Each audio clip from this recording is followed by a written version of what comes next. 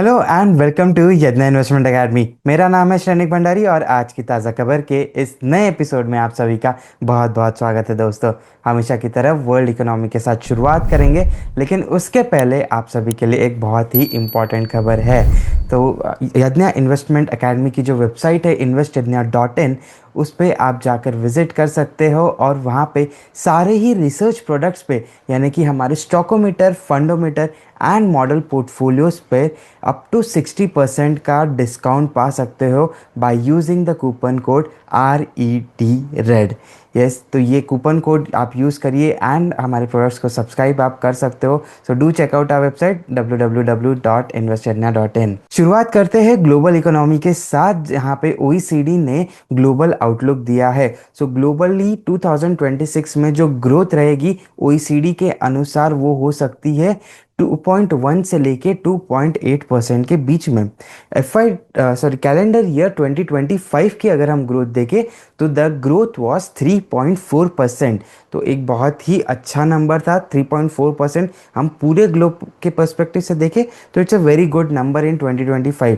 लेकिन 2026 की शुरुआत भी अच्छी रही, बट जैसे ही ये वेस्ट एशिया क्राइसिस स्टार्ट हुआ आफ्टर 2 मंथ्स, सो उसके बाद से जो चीज़ें हैं वो बहुत ज़्यादा डिस्टर्ब हो चुकी है ना। OECD ने दो चीज़ें यहाँ पे कंसिडर की है, रादर दो सिनेरियोस यहाँ पे कंसिडर किए हैं कि अगर ये जो वेस्ट एशिया कॉन्फ्लिक्ट है वो एक टाइम लिमिटेड डिस्रप्शन लाता है, यानी कि लिमिटेड टाइम के लिए ये डिस्रप्शन हुआ है और अभी चीज़ें अगर रिजॉल्व होना चालू हो जाती है तब भी फुल ईयर 2026 का जो ग्रोथ फोरकास्ट है that has come to 2.8%, whereas 2027 projection is around 3.1%।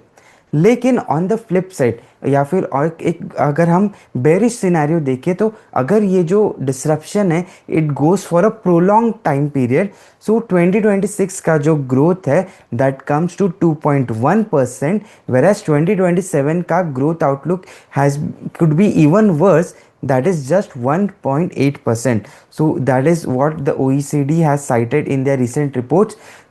Overall अगर हम एक डेटा चार्ट यहाँ पे देखें तो we can clearly see how India is outperforming in this real GDP growth. So 2025 में roughly 7.6% का ग्रोथ इंडिया का रहा था। Now these numbers are calendar year, हम इंडिया में फाइनेंशियल ईयर फॉलो करते हैं तो प्लीज़ उसे कंफ्यूज मत होइएगा। 2026 का जो कैलेंडर ईयर है वहाँ पे expectations are of 6.3% growth in India, और 2027 का जो एस्टिमेट है दैट इज़ ऑल्सो 6.4%। सो अगर हम G20 इकोनॉमीज़ की भी बात करें तो India is clearly the fastest growing economy, no doubt in that. And overall जो बाकी सारी चीज़ें हैं इंडिया के, अगर हम मार्केट के वैल्यूएशंस भी देखें तो अभी काफ़ी समय से, मतलब सितंबर 24 में जो पीक आया था तो वहाँ से अभी भी मार्केट काफ़ी करेक्टेड है। So it's strongly growing market है and the valuations have corrected, FIIs have pulled out some money, लेकिन इसके बावजूद भी इंडिया हैज़ शोन रेजिलियंस। बहुत ज़्यादा यहाँ पे मेजर सेल ऑफ्स नहीं देखने को मिले। जो करेक्शंस है वो थोड़े से कर्टेल्ड रहे because DI activity was very strong in the economy. OECD का वर्ल्ड आउटलुक दिख रहा है that is 2.8% for 2026 and 3.1% for 2027. The next news is regarding the European Union. एक बहुत ही इंटरेस्टिंग सा लॉ यहाँ पर ये यूरोपियन कमीशन लाना चाहती है that has been proposed in the commission. So the cloud and AI development act and chips act 2.0, ये दोनों ये एक्ट्स यहाँ पे प्रपोज किए गए हैं। सो इसमें जो ओवरऑल डिपेंडेंस है on semiconductor and AI related जो भी टेक्नोलॉजीज़ है उसको कर्टेल करने के लिए, यानी कि foreign dependence specially from the US perspective, अगर हम US का डिपेंडेंस कम कर सके, so that is what the European union is targeting. So currently European union का जो ग्लोबल शेयर है in the semiconductor production it is रफली around 10%। By 2030 they are targeting this to increase to 20%। Overall world का semiconductor का जो production है वो 20% तक हमें ले जाना है, ऐसा यूरोपियन कमीशन का कहना है। तो इसके लिए कई सारी चीज़ें वो लोग यहाँ पर करने वाले हैं। But the interesting thing that we need to understand is semiconductor is a very big long term theme, it's a mega trend and it is here to stay. यही चीज़ हम हमारे इन्वेस्टिंग जब हम लोग डिसीजंस लेते हैं उसमें भी ये चीज़ हम काफ़ी ज़्यादा ट्रैक कर रहे हैं कि कौन सी थीम्स होती है जो आगे जा कर के बहुत बड़ी हो सकती है। So similarly data centre and semiconductor, ये जो दो थीम्स है ये काफ़ी स्ट्रांगली डेवलप होती जा रही है। हमने यूएस मार्केट्स में देखा है, हमने कई सारे डिफरेंट मार्केट्स में, आप न्यूज़ पढ़ रहे होगे, सुन रहे होगे हमारे चैनल पर भी, तो आपने देखा होगा कि इंडियन मार्केट्स को बाकी जैसे कोरिया का मार्केट ने आउट परफॉर्म किया था। So what is happening in Korea, semiconductor stocks have been rallying, Samsung Electronics and H S Hynix, ये दो स्टॉक्स है। I am not sure of the second companies name if I have pronounce correctly, but ये दो जो top companies है इन्होंने massive run up दिया है and these companies basically form 40-50% of the South Korean market, right. So बहुत ही ज़्यादा सेमीकंडक्टर रिलेटेड यहाँ पे development and a very big chunk of money has been chasing this market in this theme. So जब हम हमारे decisions ले रहे हैं मॉडल पोर्टफोलियो पर्सपेक्टिव से, तो हमने भी कुछ सेमीकंडक्टर स्टॉक्स हमारे पोर्टफोलियोज में लिए है, ना कि सिर्फ नेक्स्ट जेन जो हमारा एक अपकमिंग थीम्स को ट्रैक करने वाला एक पोर्टफोलियो है, बल्कि हमारे बाकी कोर पोर्टफोलियोज में भी हमने इस सेक्टर्स में कुछ कॉल्स लिए हैं। अगर आप जानना चाहते हो कि वो कौन से कंपनीज है जिसमें हम लोग बुलिश है, so you need to visit our website investornia.in and subscribe to our model portfolios to understand which stocks we are bullish on. Moving on to the Indian economic news. So यहाँ पे India का जो services PMI number है वो आया है and that has been amazing. 59.8 का reading आया है in the month of May 2026। ये जो नंबर है 58.8 था in April 2026, it has risen to 59.8 in May. सो जो इनिशियल रीडिंग आती है, यानी कि during the month of May एक इनिशियल रीडिंग आती है, तो उस वक्त एक्सपेक्टेशन वाज 58.9। परसों जब मैंने मैन्युफैक्चरिंग पीएमआई की बात करी तो एक सिमिलर ट्रेंड देखा था कि मई का जो इनिशियल रीडिंग था वो लो था लेकिन एक्चुअल प्रिंट वाज हायर। तो सेम चीज़ है सर्विसेज पीएमआई में भी हमें देखने को मिली है। सो ये पीएमआई कैसे रीड करना चाहिए, ये नंबर अगर आपको नहीं पता हो तो मैं बता दूं कि अगर नंबर 50 से अबाव है, so that means you are और the economy is in a expansionary stage, यानी कि ग्रोथ हो रही है। अगर ये नंबर 50 से नीचे है मतलब डी ग्रोथ हो रहा है। सो जितना बड़ा नंबर उतना ज़्यादा ग्रोथ, मतलब 50 से जितना बड़ा ज़्यादा दूर आप जाते जाओगे तो ग्रोथ का जो रेट है वो बढ़ता हुआ नज़र आएगा। लेकिन 50 से अगर आप नीचे जाते हो, यानी कि आप लेट सपोज 49 है या 48 है, तो 49 मीन्स कम डी ग्रोथ, 48 मीन्स ज़्यादा डी ग्रोथ।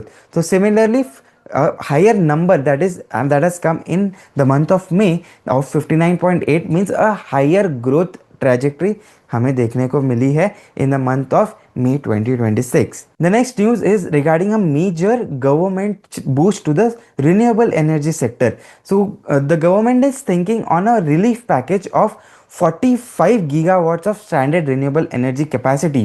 सो जो हमारी रिन्यूएबल एनर्जी की मिनिस्ट्री है, तो that is thinking on a relief package जहाँ पर 45 गीगावाट के जो यहाँ पे रिन्यूएबल एनर्जी कैपेसिटीज़ एडअप हो रही है, जिनके पीपीए जो है वो पेंडिंग है। पीपीए क्या होते हैं? Power purchase agreements.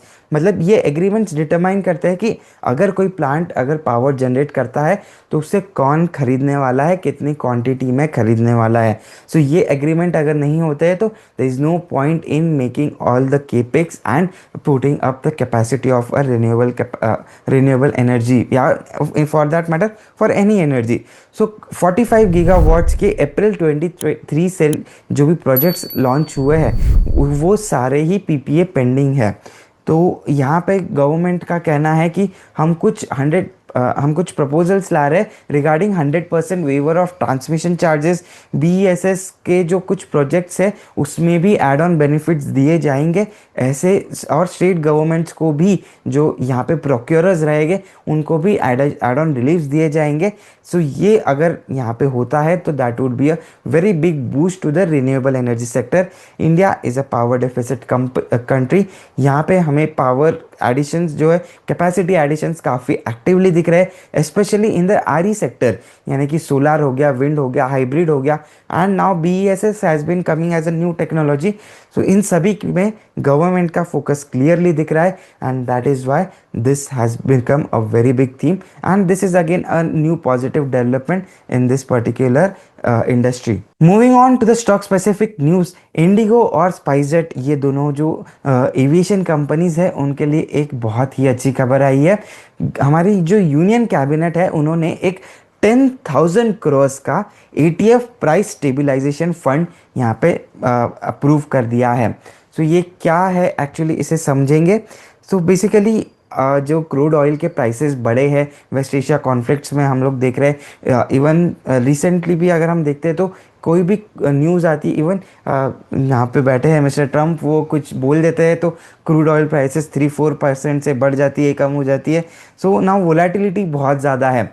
इस सब के चक्कर में एविएशन टर्बाइन फ्यूल यानी कि एटीएफ, यानी कि जो भी एरोप्लेन्स होते हैं उनको चलाने वाला जो फ्यूल है उसकी प्राइस में भी बहुत वोलेटिलिटी देखने को मिली है। सो उस वोलेटिलिटी को कर्टेल डाउन करने के लिए एक सेपरेट फंड यहाँ पर बनाया जा रहा है, जिसके अनुसार जो ओएमसीज है यानी कि ऑयल मार्केटिंग कंपनीज है, वो जो इन एविएशन कंपनीज को एटीएफ प्रोवाइड करते हैं, तो उसके लिए अगर एक बेंचमार्क सेट किया गया है प्राइसेस का, बेंचमार्क के ऊपर एक्चुअल प्राइसेस है, तो ये जो फंड है उसमें से पैसा जाएगा टू द ओएमसी। सो जो गैप है, ये बेंचमार्क प्राइस है, तो जब कंपनी बाय करती है जैसे कि इंडिगो है, एयर इंडिया है, स्पाइसजेट है या अकासा एयर है, ये जो भी कंपनीज है ये एटीएफ जब बाय करेंगी तो उन्हें ये जो बजटेड प्राइस है उसी पर ही यहाँ पे एटीएफ मिलेगा। सो आगे जाकर के जब ये वोलेटिलिटी कर्टेल डाउन हो जाएगी एंड यहाँ पे जो एटीएफ के प्राइसेस है वो अगर कम होने लग जाए तो इन दैट केस ये ओएमसी जो है ये 10,000 करोड़ का जो पैसा उनको मिल रहा है वो रिफंड कर देगी to the government. So this is just like a marginally funding in, एक वन टाइम फंडिंग ला रहे हैं टू स्टेबलाइज द प्राइसेस, जो वोलेटिलिटी है उसको कम करना है। सो ये एक बहुत बड़ा पॉजिटिव क्यू है, बिकॉज एटीएफ जो है वो ओवरऑल ऑपरेशन कॉस्ट जो है किसी भी एयरलाइन का उसका 40% फॉर्म करता है। सो एक बहुत ही बड़ा जो कॉस्ट है उसमें अगर वोलेटिलिटी कम हो जाएगी तो एक सेक्युलरिटी अगर किसी भी इंडस्ट्री में आती है तो वो इंडस्ट्री के लिए बेनिफिशियल होता है, and this move again by the government is very positive for the aviation stocks. The talk of the town today is Rajesh Exports. SEBI को 15.5 लाख करोड़ के रेवेन्यू में स्टेटमेंट मिले हैं इन 5 years. I'll repeat, 15.15 lakh crore के रेवेन्यू में स्टेटमेंट। सो जाहिर सी बात है राजेश एक्सपोर्ट्स, कई सारे लोग इसके बारे में शायद जानते भी ना हो, कुछ जो पुराने इन्वेस्टर्स है वो लोग इसके बारे में जानते हो, इस कंपनी के बारे में जानते होंगे। So what I did is मैंने स्टॉकोमीटर पे गया एंड मैंने इस कंपनी के फाइनेंशियल्स देखे। सो मार्च 21 से लेके यानी कि FY21 से लेके FY25 तक के ये जो ओवरऑल कंपनी का रेवेन्यू है that has been around 15.45 lakh crore, उसमें से 15.15 lakh crore has been misstated, ऐसा सेबी का कहना है in the investigation that has been carrying out.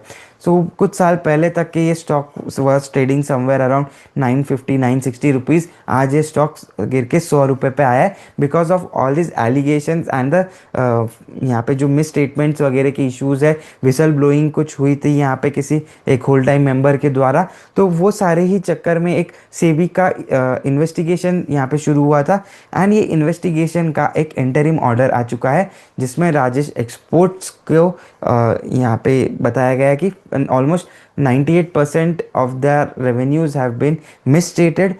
जो इनके प्रमोटर है राजेश मेहता, उनको इस पर्टिकुलर स्टॉक में ट्रेड करने से बैन कर दिया गया है। तो राजेश एक्सपोर्ट की सिक्योरिटीज़ वो इस कंपनी में ट्रेड नहीं कर सकते।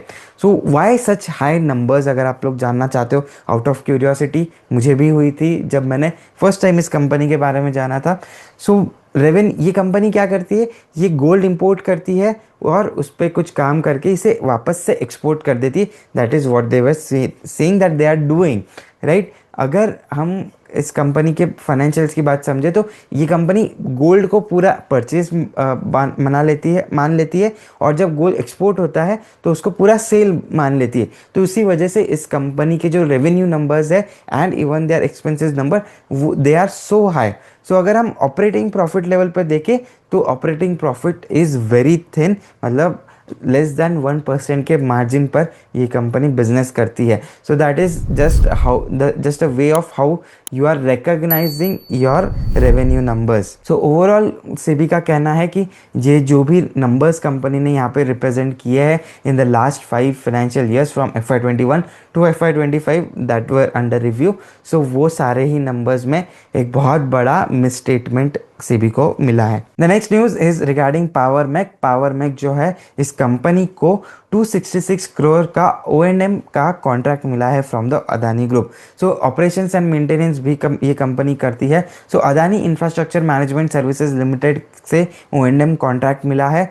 सो यहाँ पे जो बेसिकली 300 मेगावाट थर्मल प्लांट का O&M का कॉन्ट्रैक्ट यहाँ पे मिला है फॉर नेक्स्ट 5 years।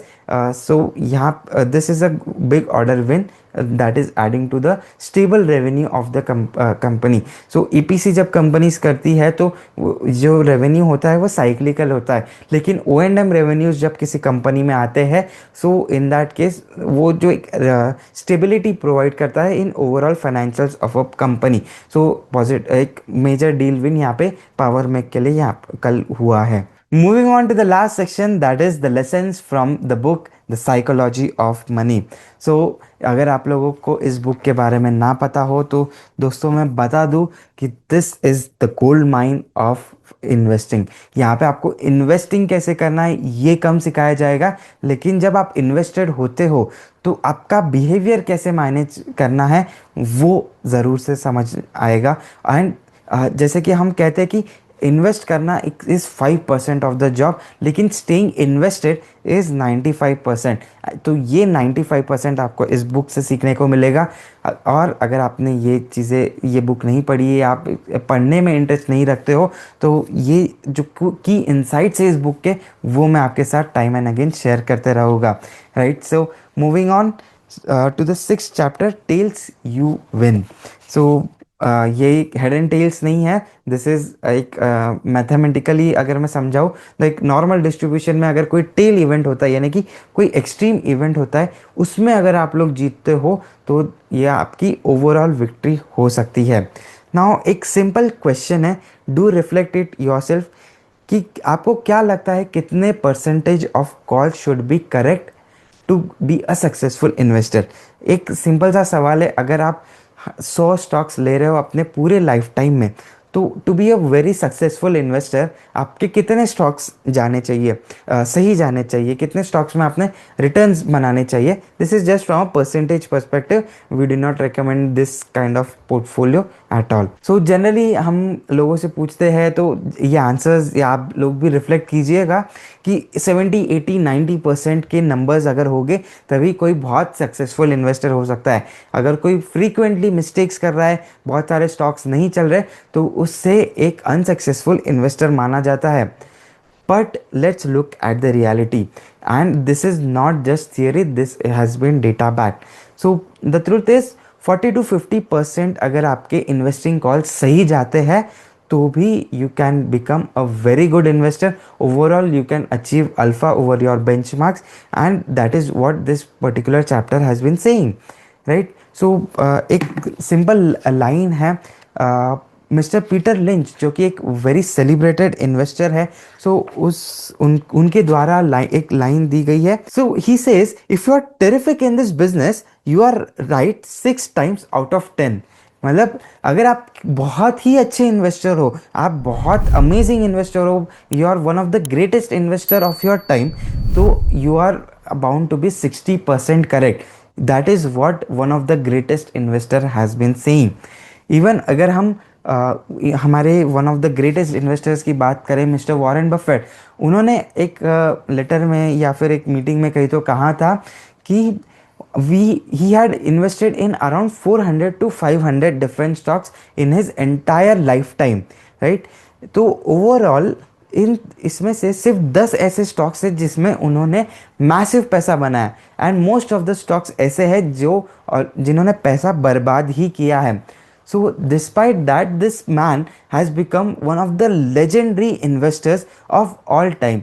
सो ये हमें सिखाता है कि यू नीड टू अंडरस्टैंड कि जब आप इन्वेस्ट करते हो तो failures are bound to happen. Even when we are looking at our model portfolios are beating the benchmark. There are some portfolios जो अपने बेंचमार्क से बहुत ज़्यादा आउट परफॉर्म कर रहे हैं। सो ऐसे पोर्टफोलियो की अगर मैं बात करूँ, वन ऑफ द पोर्टफोलियोज में जिसने बहुत ही सब्सटैंशियल अल्फा जनरेट किया है अपने बेंचमार्क के ऊपर, हमारा खुद का पोर्टफोलियो है, उसमें भी देर आर सर्टेन स्टॉक्स जो अपने हमारे बाइंग प्राइस से अभी भी 30, 40, 50% लो हो सकते हैं। This has been what we have this is what we have seen, this is what we have witnessed in the long term। ये पोर्टफोलियो को ऑलमोस्ट 5 साल हो चुके हैं, and there are many stocks जहाँ पे हमें इस पोर्टफोलियो में फेलियर्स दिखे हैं। लेकिन then if I look at the other side कि there have been some multi baggers जिसने इस पोर्टफोलियो को इतना स्ट्रांगली ड्राइव किया है that it has created a huge alpha over its benchmark, right? So this is a simple outcome। so even Parimal sir जब initially हमारे साथ discussion करते थे, we used to get paranoid कि हमारा कोई पर्टिकुलर स्टॉक नहीं चल रहा है।